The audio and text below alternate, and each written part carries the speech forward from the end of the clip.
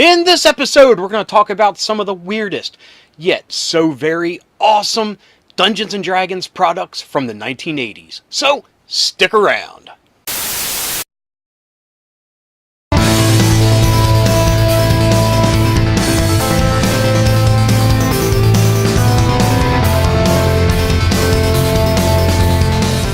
Hi friends, and welcome to Days of Dorker Past. My name's Rob, and in this episode we're going to talk about some of the weird yet very awesome products that were made for Dungeons & Dragons back in the 1980s. We're talking school supplies, craft projects, cool little games, just awesomeness. What makes this weird, in my opinion, is in the 1980s the witch hunt was on.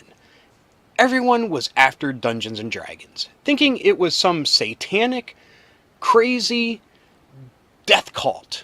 You had made-for-TV movies, starring Tom Hanks, portraying D&D players as people on the brink of insanity, ready to run through the sewers and stab bums.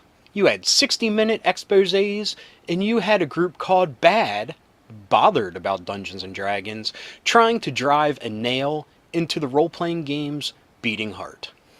People would stop at nothing to mudsling and to besmirch the name of Dungeons & Dragons. Of course, there were a couple bad apples that had a lot of background behind why they did the things they did, but it was an easy scapegoat to attack a game. Anyway, enough of that negative history lesson. Let's get to the products. Number one on the list are pencil sharpeners. Yes, pencil sharpeners. Made by Laramie, the same company that would go on to make a lot of great, awesome squirt guns. Laramie produced a lot of Dungeons & Dragons like school supplies. The pencil sharpeners were awesome. They were actually character little figures, statuettes, on top of the pencil sharpener. You had Strongheart, Warduke, and this awesome Hydra. I know if I had these when I was in school, I'd be playing with them all day and not learning a darn thing. Number two on the list are Shrinky Dinks. One of the best things from our childhood were Shrinky Dinks. And if you don't know what those are, you got this cool type of paper. I don't know what it is or the chemistry behind it, but this awesome paper that was like a coloring book. You would color whatever picture it was and cut it out, and then you would put it in the stove, and that picture would shrink up and harden into a little plastic figure. They had some awesome artwork in the Dungeons & Dragons Shrinky Dinks. You had all the great characters from the LGN toy line and some awesome monsters. Number three is something I wish I knew existed back in the day. Back in 1984, a company called Playco, which I've never heard of, produced Dungeons & Dragons role-playing toys. You had awesome armor accessories, weapons, and all the gear that you would need in plastic form to go out and slay the monsters in your backyard. The Warduke helmet, if I had that today, I would wear that out to Walmart to go grocery shopping. I mean, it's just that awesome. Number four on the list is another product made by Laramie, and this is a sunglasses visor combo. When you're walking the beach, you want the sun out of your eyes, and you want people to know that you're slinging dice, and you're ready to game whenever. Now, I can't speak on the comfort of a plastic visor, but definitely would wear this. I mean, my family would probably be embarrassed when we go on vacation, but who cares? Like I said, you're ready to sling dice, and you want the world to know. Number five, LiteBrite refills. Now, LiteBrite, you could go your own way and create whatever pictures or designs you wanted with the little plastic glowing nubs that you put in. Or you could have bought these refills that had a picture on it that you would punch through the paper to make cool designs and stuff. they actually produced a Dungeons & Dragons one. And as you can see by some of these pictures, they tried their hardest, but it's hard to recreate that classic artwork from like Larry Elmore or Jeff Easley in LiteBrite form. But Hasbro definitely gets points for trying. Number 6 is the Fantasy Flyer, or as most of us normal people would call them, Frisbees. Again, you're in the backyard, you're at the beach, nothing says you're ready to play than pulling out a D&D Frisbee. This Fantasy Flyer was also made by Laramie, and you can kind of see a trend here that they kind of repeated the same artwork over and over and over again. But it's still awesome. I mean, back in the late 70s and 80s, Frisbee tricks were all the rage. Just imagine doing those tricks with a D&D Frisbee. Number 7 on the list is where things got kind of odd. LJN produced a line of stickers, and Laramie produced a line of stickers. Some of the stickers focused on the toy line, and some focused on the cartoon. Now, what's great is the cartoon never really got that much play when it came to merchandising. So to have the D&D cartoon stickers would have been awesome. From what I understand, these go for a very, very high price out on the market. But if you were to have them, that would be so awesome. That's a little bit of memory, a little bit of a time capsule to when the cartoon was on. And like I said, there was hardly any merchandise for the cartoon out there. So this was just a little glimpse, a little reminder of how great that cartoon was. Number 8 would be an awesome art project. A company called DAS, D-A-S. A company named DAS released modeling clay kits.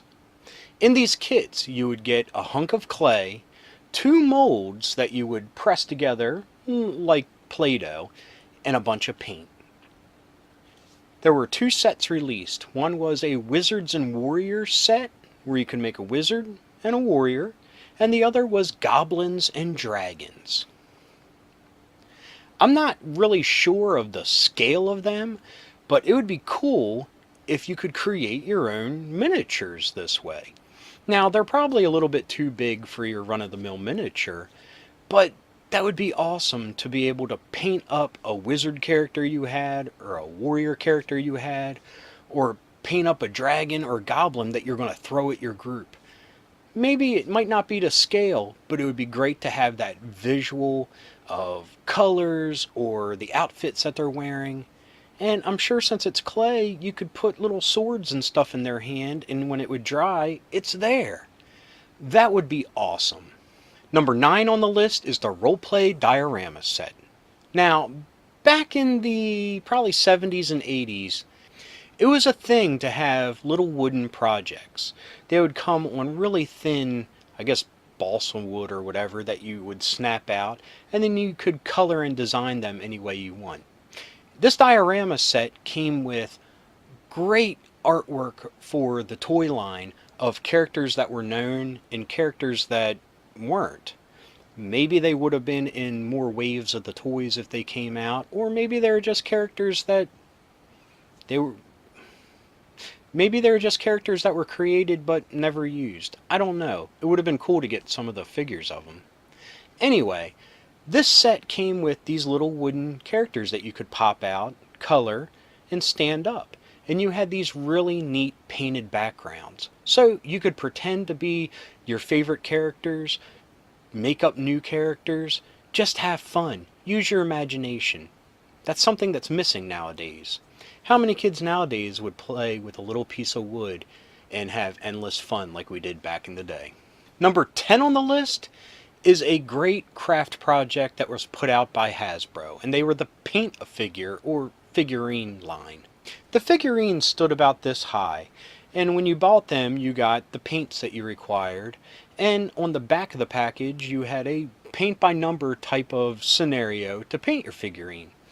Well, Dungeons & Dragons had two figures within this line. Of course, Strongheart and Warduke.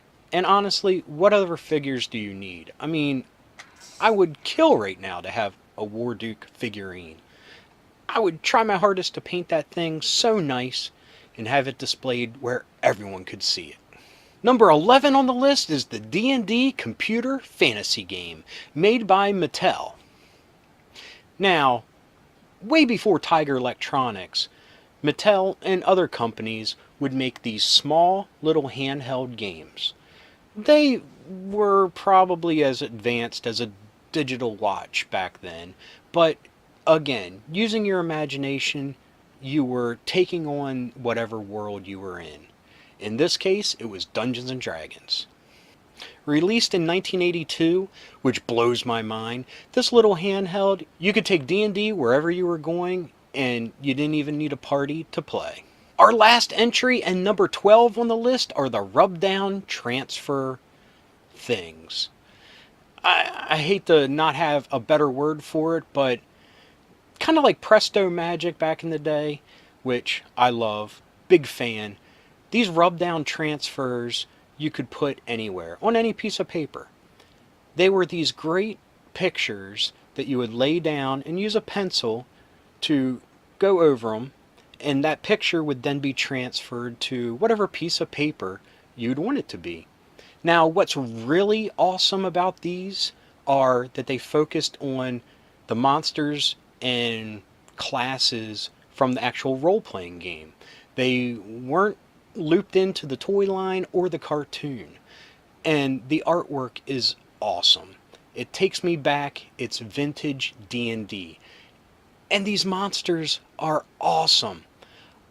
Again, this was something that, from what I understand, on the secondary market of collectors, they go for top dollar because they were very rare and they survived 38 years later. Anyway, this has just been a brief glimpse at some of the awesome yet weird products that were put out under D&D in the 1980s. Like I said, it was a very weird time for Dungeons and Dragons. Everybody was after it, everybody wanted to squash it, but due to the toy line and the cartoon, it was trying to get its positive message across. This has just been the opening salvo for future episodes where I'd like to talk about other great products that came out in conjunction with other toy lines and cartoons. I mean, G.I. Joe, Transformers, Masters of the Universe, they had some great products and some weird products that need to be remembered. And as always, if you liked what you saw, leave a thumbs up. If you got something to say, please leave a comment. I love reading all the great comments and getting back to all of you. We need to build this as a great community built on nostalgia of our childhoods. And if you want to see more content like this, hit the subscribe button and hit the little bell and you'll be notified whenever there's a new episode. So, until next time, keep being rad, stay dorky, see ya!